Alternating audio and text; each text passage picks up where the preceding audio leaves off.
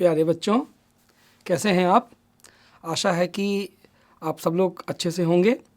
मैं पंकज कुमार मिश्र आज आपके समक्ष फिर से उपस्थित हूँ। आपकी पाठ्य पुस्तक रिमझिम का जो पाठ दूसरा है, फसलों का त्यौहार, उस पाठ का दूसरा पाठ लेकर के आपके सामने उपस्थित हूँ। तो आज हम लोग फिर से सीखेंगे फसलों के त्यौहार के बारे में अगली बातें। तो बच्चों, जैसा कि हम लोगों ने जाना था कि हमारे देश में फसलों का त्यौहार कई रूपों में, कई नाम से मनाया जाता है। आप लोगों ने पिछले पाठ में पढ़ा है। आज उसी श्रृंखला में, उसी कड़ी में आज हम कुछ आगे पढ़ेंगे। तो आइए हम लोग देखते हैं कि जो फसलों का जो त्यौहार है उसमें और राज्यों में इसको किस नाम से और किस प्रकार से मनाया जाता है। अब आइए, हमने पिछले पाठ में पढ़ा था कि जो फसलों का त्यौहार है वो झारखंड में सरहुल के नाम से मनाया जाता है। अब आज हम लोग देखेंगे कि दक्षिण भारत का जो हमारा एक प्रसिद्ध राज्य है तमिलनाडु, वहाँ पर फसलों का त्यौहार किस प्रकार से मनाया जाता है उसके बारे में हम देखेंगे। तो आप देखिए, मैं आपके सामने टेक्स्ट पढ़ रहा हूँ, तो आप लोग देखेंगे कि तमिलनाडु में मकर संक्रांति या फसलों का से जुड़ा जो त्यौहार है उसे पोंगल के रूप में मनाया जाता है। इस दिन खरीफ की फसल जैसे चावल, अरहर आदि कटकर घरों में पहुंचती है। लोग नए धान कूट कर चावल निकालते हैं। हर घर में मिट्टी का एक नया मटका लाया जाता है जिसमें नए चावल, दूध और गुड़ डालकर उसे पकाने के लिए धूप में रख दिया जाता है। अब आप लोगों ने इस जो हमारा ये जो पैराग्राफ था, इस पैराग्राफ में आपने एक शब्द देखा, मटका। आप सभी लोग मटके का इस्तेमाल करते होंगे। तो ये देखिए, ये है मटका जो मिट्टी का बना हुआ है और इसको मटका कहते हैं। आपके क्षेत्र में इसे क्या कहते हैं आप लोग इसको देखेंगे। तो ये है मटका, ये जो है मिट्टी से बनाया जाता है। तो इसमें हम पानी भी रखते हैं और भी बहुत तरह का अनाज भी रखते हैं। तो ये हमारे बहुत काम आता है। अब इस मटके में क्या करते हैं कि हल्दी शुभ मानी जाती है, इसलिए साबुत हल्दी को मटके के मुंह के चारों ओर बांध देते हैं। यह मटका दिन में 12:30 बजे तक धूप में रखा जाता है और जैसे ही मटके में उफान आता है, यानी दूध और चावल जब उफान लेते हैं तो और वो बाहर निकलने लगता है, तो लोग जो है जो चारों तरफ उसे घेर के रखते हैं, वो पोंगला पोंगल यानी खिचड़ी में उफान आ गया, खिचड़ी में उफान आ गया, खुशी के स्वर जो है दिखाई देने लगते हैं। और शायद यही जो पकी हुई जो खिचड़ी है, इसी को लोग जो है पोंगल के रूप में मनाते हैं।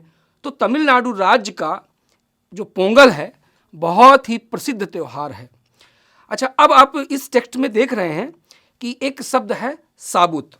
तो साबुत शब्द को हम अभी आपको आगे बताते हैं। साबुत का मतलब होता है, हम हल्दी दो तरह से इस्तेमाल करते हैं। एक तो होती पिसी हुई हल्दी और दूसरी होती है खड़ी हल्दी, यानी उसको बिना काटे बिना पीसे जो है जो इस्तेमाल करते हैं उसको साबुत कहते हैं। अब ये देखिए, कुछ इसमें जो नए शब्द आए हैं उनकी हम चर्चा करते हैं।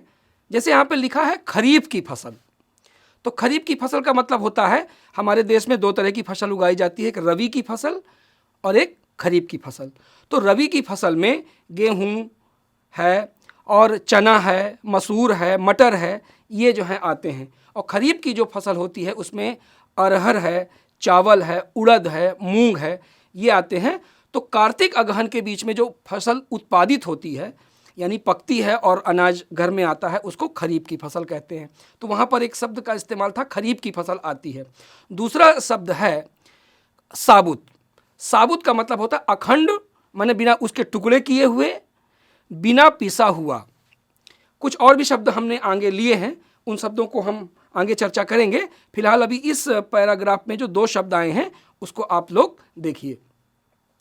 अब आइए बच्चों, हम तमिलनाडु से जो है दूसरे राज्य की तरफ चलते हैं, जो हमारा एक बहुत ही प्रसिद्ध राज्य है गुजरात।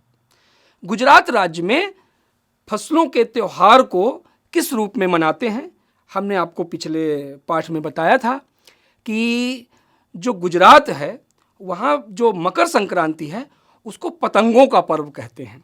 बच्चों मुझे अच्छा लगता है, मैंने भी पतंग उड़ाई है और पतंग लूटी भी है, और आप लोग भी पतंग उड़ाते होंगे। पतंग उड़ाने में बहुत मज़ा आता है ना। तो ये पतंग का पर्व जो है गुजरात में मनाया जाता है, और पतंग के बिना यह पर्व अधूरा है। तो दूसरी ओर गुजरात में पतंगों के बिना तो मकर संक्रांति का जश्न अधूरा ही है। अधूरा क्यों है? ये जो जलसा है, जब तक लोग पतंग नहीं उड़ाते तब तक ये जश्न, ये जलसा, ये उत्सव अधूरा है। इस दिन आसमान की ओर अगर आप नज़र उठाएं तो शायद हर आकार, छोटी बड़ी रूप रंग की पतंगें आकाश में लहराती हुई आपको मिल जाएंगी। प्रत्येक गुजराती, गुजरात में जो रहने वाले लोग हैं, हमारे भाई जो वहाँ रहते हैं, प्रत्येक गुजराती चाहे वो किसी भी धर्म के हों, जरूरी नहीं है कि वो हिंदू ही हों कि और भी कोई धर्मावलंबी हों, किसी भी धर्म के हों, किसी भी जाति के हों, किसी भी आयु के हों, पतंग जरूर उड़ाते हैं। हजारों लाखों पतंगों से सूर्य पूरा ढक जाता है, सूर्य भगवान के दर्शन ही नहीं होते हैं। अब देखिए, आपको उसका मैं आपको दिखाता हूँ। ये देखिए, जो आपने हमारी ये जो स्लाइड देखी है, इस स्लाइड में आप देखिए पतंगे ही पतंगे चारों तरफ से दिख रही हैं। इस प्रकार से आसमान का दृश्य हो जाता है, यानी आसमान पूरा पतंगों से रंग बिरंगे, छोटी साइज, बड़ी साइज, और छोटे आकार की, बड़े आकार की, लाल, नीले, पीले, अलग अलग रंग की पतंगे जो हैं वहाँ पर चारों तरफ दिखाई देती। सोचिए कितना अच्छा दृश्य होता होगा, कितना लोग आनंद लेते होंगे। तो है ना ये मकर संक्रांति का पर्व बहुत ही अच्छा, जो हमें बहुत खुशियाँ देता है। अब आगे हम देखते हैं। अब बच्चों, हमने आपको पिछले पाठ में ये बताया था कि हमारा जो एक राज्य है जिसको हम उत्तराखंड कहते हैं, उत्तराखंड में दो क्षेत्र हैं, एक कुमायूं है, एक गढ़वाल है। तो कुमायूं क्षेत्र में इसको हमने बताया था कि इसको घुघुतिया कहते हैं। ठीक है, इस पर्व को घुघुतिया कहते हैं। अब यहाँ पे देखिए, यहाँ पर लिखा हुआ है कि कुमायूं में मकर संक्रांति को घुघुतिया भी कहते हैं, यानी मकर संक्रांति कहते हैं और घुघुतिया भी कहते हैं। अब यहाँ पे क्या होता है, इस दिन आटे और गुड़ को गूंथ कर पकवान बनाए जाते हैं। इन पकवानों को तरह तरह के आकार दिए जाते हैं। कौन कौन से आकार दिए जाते हैं? जैसे डमरू, तलवार, दाड़िम। फल, दाड़िम एक फल है जिसको अनार कहते हैं। पकवान को तलने के बाद एक माला में उसको पिरोया जाता है, यानी जैसे हम माला बनाते हैं तो सुई लेकर के फूल उसमें गूंथते हैं, ऐसे उसको पिरोया जाता है। माला के बीच में संतरा और गन्ने की गंडेरी पिरोई जाती है। अब गंडेरी क्या है? आपने गन्ना देखा होगा, गन्ना बड़ा सा होता है, उसको छोटे छोटे पार्ट में जो काट लिया जाता है, ईख भी गन्ने को कहते हैं, तो उसे गंडेरी, यानी उसके छोटे छोटे टुकड़े होते हैं, उसको पिरोया जाता है और इस प्रकार से एक माला जो है बनाई जाती है। अब देखिए, जो नए शब्द आए हैं, थोड़ा हम नए शब्दों की चर्चा कर लें। यहाँ पर हमने लिख दिया था, देखिए यहाँ पे लिखा है दाड़िम।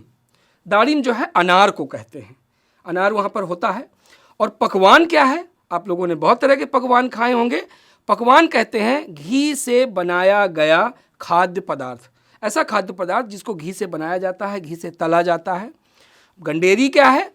गंडेरी ईख के टुकड़े को कहते हैं। ईख मतलब वही आपका जो हमारे बघेली भाषा में उसको रूख भी बोलते हैं, उसको ईख भी बोलते हैं, उसको गन्ना भी बोलते हैं। उसकी शक्कर बनाई जाती है, आपको पता है।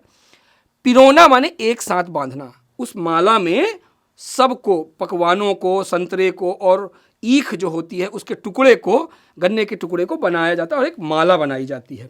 अब क्या होता है आगे?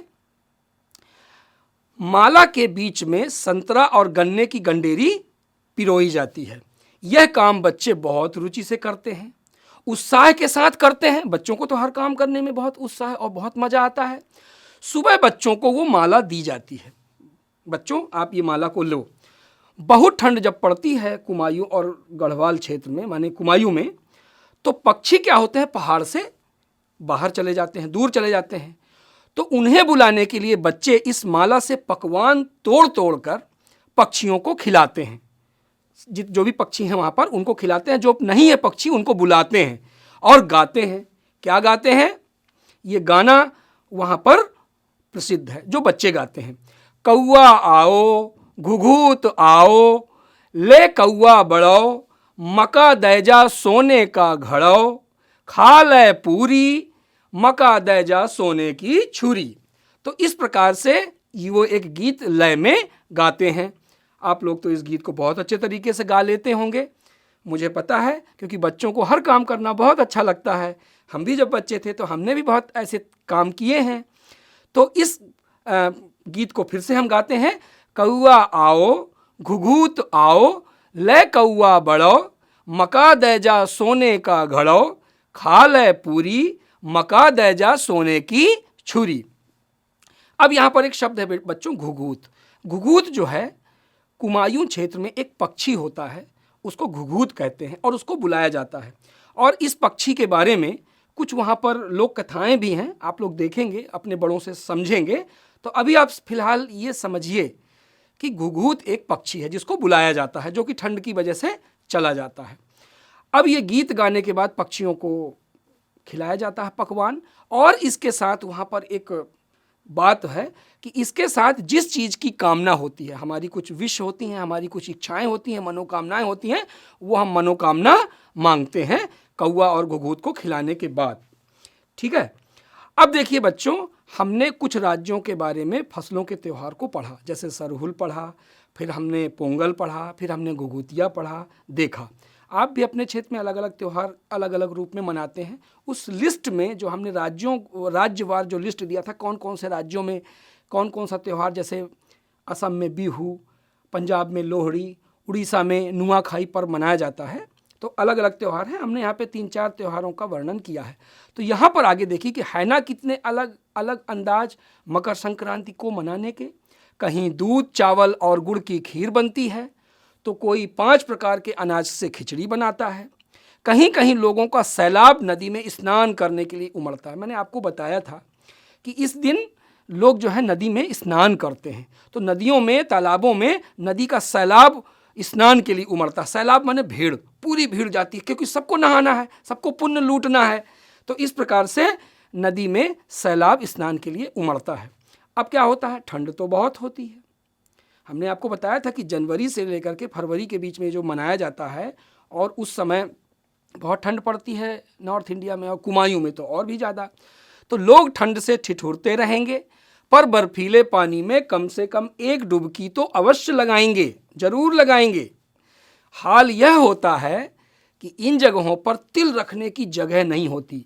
अब यहाँ पर एक बात आती है, तिल रखने की जगह नहीं होती, यानी इतनी भीड़ है, इतनी भीड़ कि छोटा सा तिल भी नहीं रख सकती। यानी कहने का मतलब ये है, तात्पर्य ये है, मतलब ये है कि वहाँ इतनी भीड़ होती कि हम वहाँ पर तिल भी नहीं रख सकते। यानी बहुत ज़्यादा भीड़ होती, बहुत ज़्यादा वहाँ पर रश होता है, तिल रखने की जगह नहीं होती।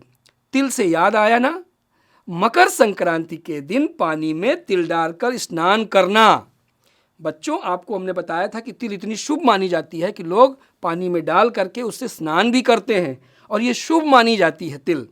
और उसके साथ साथ तिल का दान करना, आग में तिल डालना और तिल के पकवान बनाना। आप लोगों ने तिल के लड्डू तो खाए होंगे, बहुत मीठा होता है। और ये जो तिल है, हमें शरीर में हमारे गर्मी बनाए रखने के लिए भी होती है, ये बहुत लाभकारी है। अभी हम आगे इसकी चर्चा करेंगे। तुम्हारे घर या इलाके में त्यौहार को बच्चों कैसे मनाते हैं, आप लोग देखिएगा। आप भारत के जिस भी क्षेत्र में रहते हैं, आप जाके देखिए, अपने बड़ों से पूछिए, या कि आप खुद भी जानिए कि आप इस त्यौहार को किस रूप में मनाते हैं। इसे आप खिचड़ी कहते हैं, इसे पोंगल कहते हैं, इसे मकर संक्रांति कहते हैं, या आप इसका कोई और दूसरा नाम आपके क्षेत्र में कहा जाता है। तो आपको इस बात को पता करना है और जानना है। या तुम फसलों से जुड़े कोई और भी त्यौहार मनाते हो? क्या आपके क्षेत्र में कुछ और भी त्यौहार है जो हमें नहीं पता है? तो आप ये बात जानिए। यदि तुम आपस में बात करो तो तुम्हें यह जानकर हैरानी होगी कि कई बार एक ही इलाके के रहने वाले लोग इस त्यौहार को अलग अलग ढंग से मनाते हैं। तो कई बार क्या होता है कि एक ही क्षेत्र में रहने वाले लोग एक ही त्यौहार को अलग अलग तरीके से मनाते हैं। ये अपना अपना तरीका होता है, क्योंकि हम जानते हैं हमारा देश बहुत विशाल देश है और इस विशाल देश में जो विविधता है यानी डाइवर्सिटी है वो है, और हमारी एकता भी इसी में है कि हम भारतवासी हैं। लेकिन हमारी भाषा, हमारे पर्व, हमारे तीज त्योहार, हमारा रहन सहन, इन सब में विविधता है। तो इसी प्रकार से इसमें कोई आश्चर्य की बात नहीं है कि एक ही त्यौहार को मनाने का ढंग और हमारा रंग ढंग अलग अलग हो सकता है। तो बच्चों, आज हमने इस पाठ का के अंदर जो भी हमारा जो गद्यांश था तो उसको हमने पढ़ा और उसकी बातें जानी। अब आइए हम इसके जो है कुछ जो एक्सरसाइजेस हैं, जो इसके अभ्यास हैं, उसकी चर्चा करते हैं। तो आप लोग तैयार हैं ना हमारे साथ, है ना अभ्यास करने के लिए? क्योंकि आपने बहुत सारी चीज़ें हमसे हम दोनों ने मिलकर के सीखी हैं, है ना। तो आइए हम लोग कुछ इसके बारे में और देखते हैं। अब देखिए बच्चों, प्रश्न है, आपसे प्रश्न है, क्या कभी ऐसा हो सकता है कि सूरज बिल्कुल ना निकले, और अगर ऐसा हो तो क्या होगा? सोचिए, आप सोचिए, अपने मन में सोचिए और उसको कॉपी में अपने लिखिए। लेकिन हम थोड़ा सा यहाँ पर आपको कुछ हिंट देते हैं, कुछ आपको हम कुछ बताते हैं। कभी कभी ऐसा हो सकता है, होता है। ठंडी के सीजन में सूरज नहीं आता है, चारों तरफ कोहरा कोहरा छाया रहता है, और अगर सूरज ना निकले तो क्या होगा?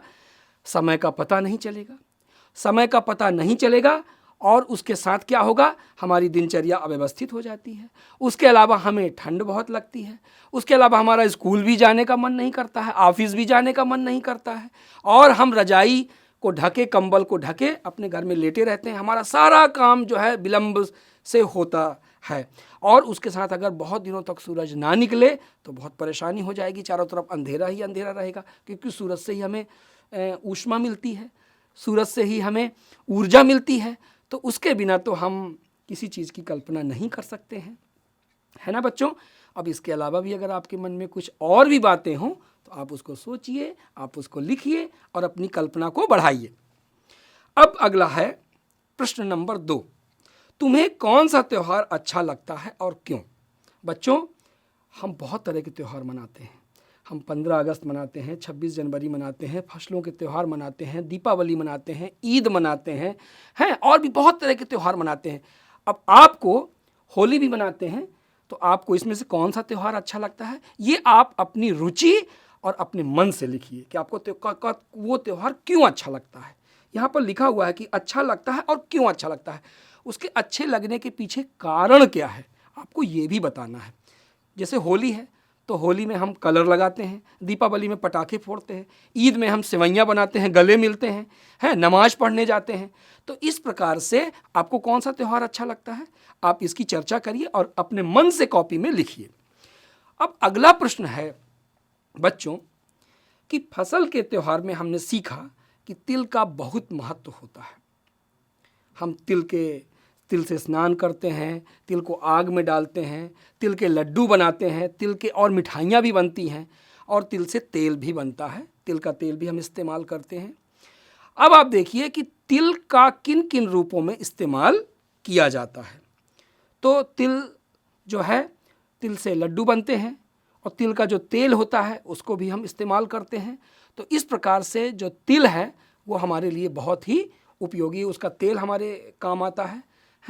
और उसके अलावा बहुत तरह के और भी पकवान बनते हैं, कुछ सब्जियों में भी डाला जाता है, कुछ और भी पकवान बनते हैं, मिठाइयाँ भी बनती हैं। जैसे हमने उस दिन बताया कि तिलकुट और गजक ये भी बनता है। और भी अपने अपने क्षेत्रों में तिल के क्या क्या इस्तेमाल है ये आप लोग पता करके और अपनी कॉपी में उसको लिखिए। और अपने बड़ों से, मम्मी से, खास करके मम्मी, पकवान तो घर में मम्मी बनाती है ना, तो मम्मी से पूछिए कि आपकी मम्मी, आपकी दादी, आपकी बुआ जो हैं तिल का किन किन रूपों में क्या क्या चीज़ें बनाने से इस्तेमाल करते हैं। तिल का पापड़ भी बनता है, बहुत टेस्टी होता है। तो देखिए कि आप लोगों के यहाँ क्या किस किस रूप में उसका इस्तेमाल किया जाता है। अब बच्चों, हम अगला प्रश्न आपसे चर्चा करते हैं कि तेल किन किन चीज़ों से बनता है। देखिए, अभी हमने आपको बताया कि तेल जो है तिल से बनता है। अब और ऐसे कौन कौन से सी चीज़ें हैं जिनसे हमें तेल प्राप्त होता है। तो मैं आपको कुछ तरीके बता रहा हूँ, आप अभी सोचिए अपने मन में किन किन चीज़ों से तेल बनता है, आप किन किन चीज़ों से बने हुए तेल का आप इस्तेमाल करते हैं, हम आपको कुछ क्लू देते हैं और कुछ चर्चा करते हैं। जैसे आप इस स्लाइड को देखिए, इस स्लाइड में हमने 4 चीज़ें रखी हैं, है ना।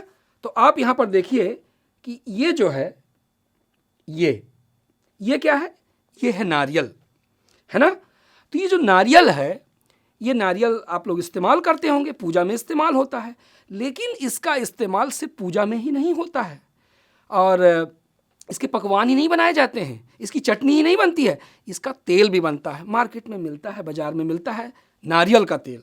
खास करके ठंडी के सीज़न में इसका इस्तेमाल किया जाता है। दूसरा आप यहाँ पर देख रहे हैं, ये जो है इसको कहते हैं बच्चों सरसों। क्या कहते हैं, सरसों यानी मस्टर्ड। तो इसका भी तेल हम इस्तेमाल करते हैं, बाज़ार में मिलता है सरसों का तेल। और ये जो सरसों का तेल होता है, इससे सब्जी बनती है, इससे और भी बहुत तरह की मिक्सचर्स, नमकीन और भी अपने अपने क्षेत्र में जो भी चीज़ें कहते हैं इससे तली जाती हैं। तो इस प्रकार से इसका इस्तेमाल खाने पीने की चीज़ों के लिए किया जाता है और सरसों के तेल की मालिश भी करते हैं, है ना। तो सरसों से भी हमें तेल प्राप्त होता है। और ये जो है, ये है मूंगफली, जिसको बोलते हैं ग्राउंड नट। आप लोगों को ठंडी के सीज़न में करारी मूंगफली खाने में बहुत मज़ा आता होगा। लोग ट्रेनों में यहाँ वहाँ बेचते हैं, ये है भूंजी मूंगफली। और मूंगफली के बारे में बहुत टाइम पास मूंगफली भी बोलते हैं। तो ये जो मूंगफली है बच्चों, इससे हमें तेल प्राप्त होता है, इसको फली का तेल भी कहते हैं और ये बहुत ही सेहतमंद होता है और इसका हम इस्तेमाल करते हैं। और उसके अलावा जो सबसे अच्छी चीज़ है यहाँ पर आप देखिए, ये है आपका बादाम, है ना। बादाम आपने खाया होगा, हैं, लोग बादाम भिगो करके भी खाते हैं। कहते हैं कि भिगोया हुआ बादाम खाने से हमारे मस्तिष्क को ऊर्जा मिलती है और हमारा मस्तिष्क बहुत एक्टिव होता है। तो ये जो तेल है, आपने देखा होगा कि बाज़ार में इससे भी हमें तेल प्राप्त होता है। क्या बोलते हैं इसको, इसको कहते हैं बादाम का तेल। और बादाम का तेल हम लगाते हैं, अपने बालों में भी लगाते हैं और ये बहुत बालों को बहुत पौष्टिकता जो है प्रदान करता है। ये बहुत ही बालों के लिए बहुत उपयोगी है। तो इस प्रकार से 4 चीज़ों की बातें हमने की। अब आप और बताइए, और ऐसे कौन कौन सी चीज़ें हैं जिनसे आपको क्या होता है, तेल प्राप्त होता है। तो आप देखिए कि सोचिए, मैं आपको और भी बोलता हूँ। जैसे आपको आंवला जो है उससे भी तेल बनता है, उसका भी मार्केट में बाज़ार में तेल मिलता है ना।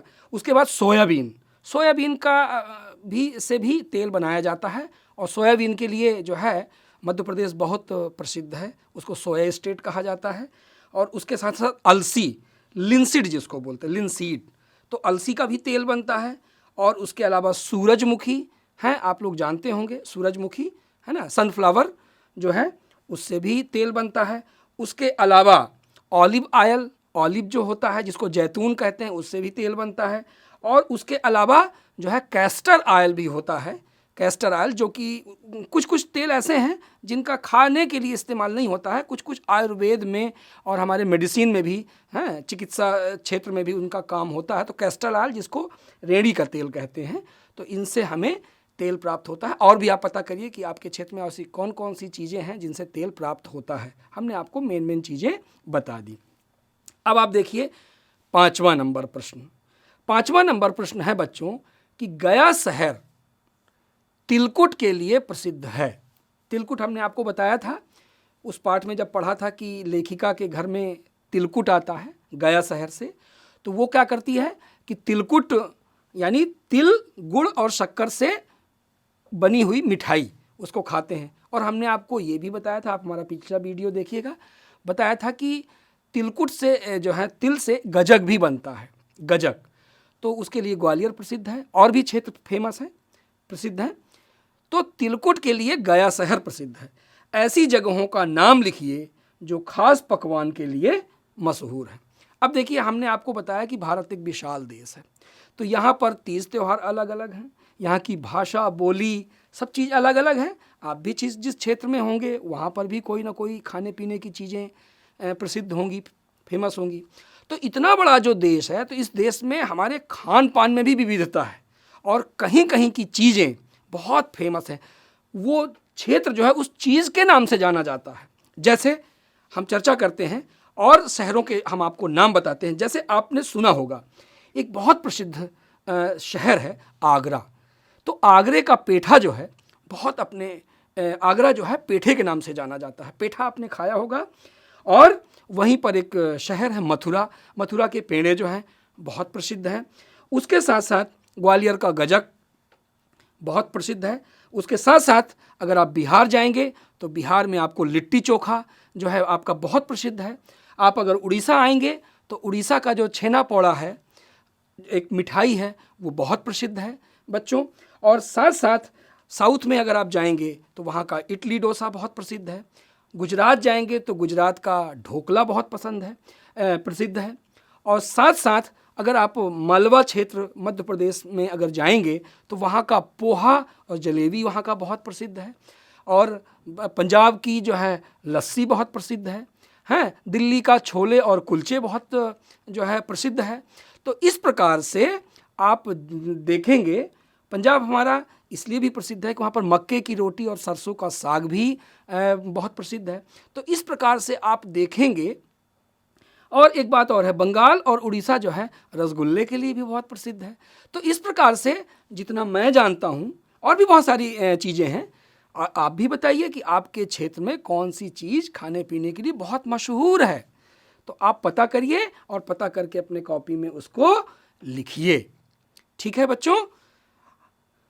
हाँ, अब इसके बाद हम आते हैं अगले प्रश्न पर।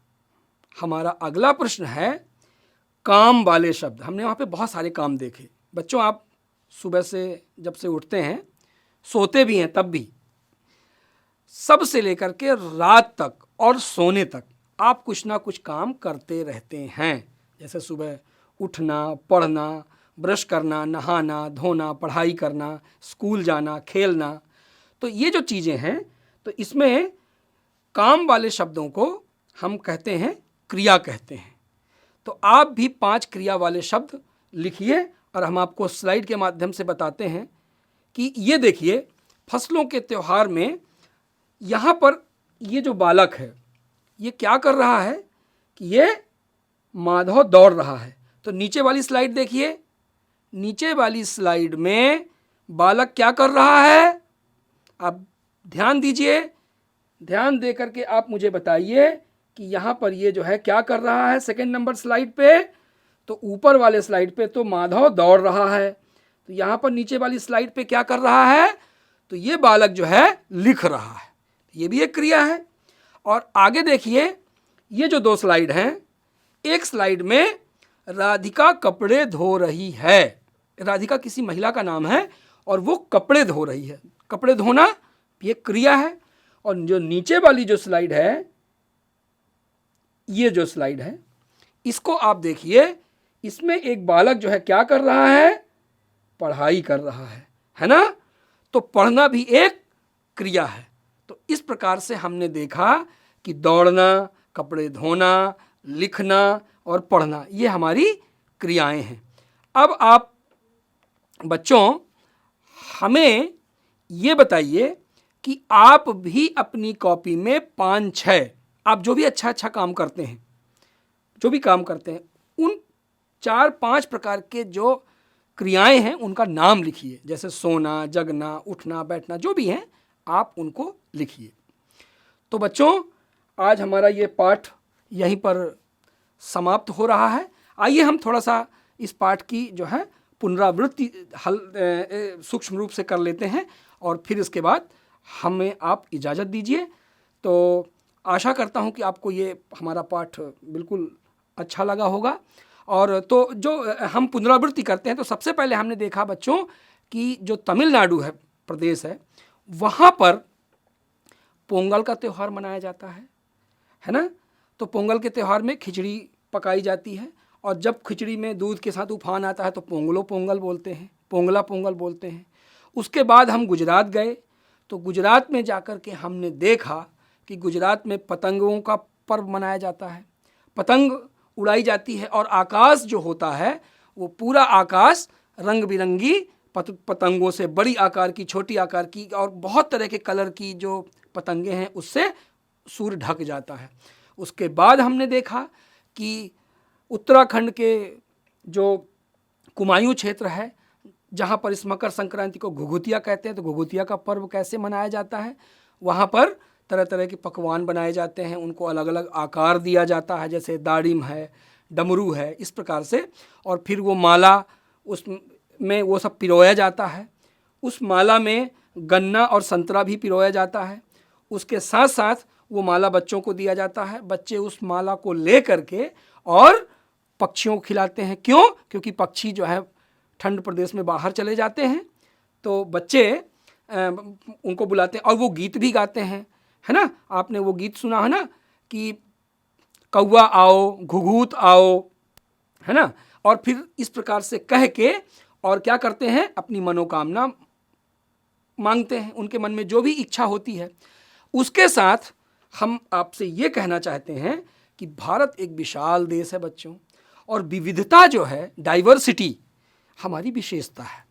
हम भाषा, रूप, रंग, हैं, पहनना, रहन सहन, सब में बहुत बड़ी विविधता है हमारे देश में। तो पर्वों को मनाने में भी बहुत बड़ी विविधता है। तो कहीं कहीं पर नदियों में सैलाब उमड़ता है एक डुबकी लगाने के लिए, तो कहीं कहीं पर उस पर्व को खिचड़ी पका करके मनाते हैं, तो कहीं पर पतंग उड़ा के मनाते हैं। तो इस प्रकार से बच्चों हमने अपनी विविधता को देखा और हम जो है इस पाठ को हमने सीखा, बहुत तरह के अभ्यास भी हमने सीखा। आशा करता हूँ कि आपको ये बहुत पसंद आया होगा। अब मैं आपसे विदा लेना चाहता हूँ। धन्यवाद बच्चों, आप लोग बहुत अच्छे तरीके से इस पाठ को पढ़िए और लॉकडाउन के टाइम में भी अपनी तैयारी बहुत अच्छी तरीके से जारी रखिए। आशा करता हूँ कि आपको बहुत पसंद आया होगा। धन्यवाद।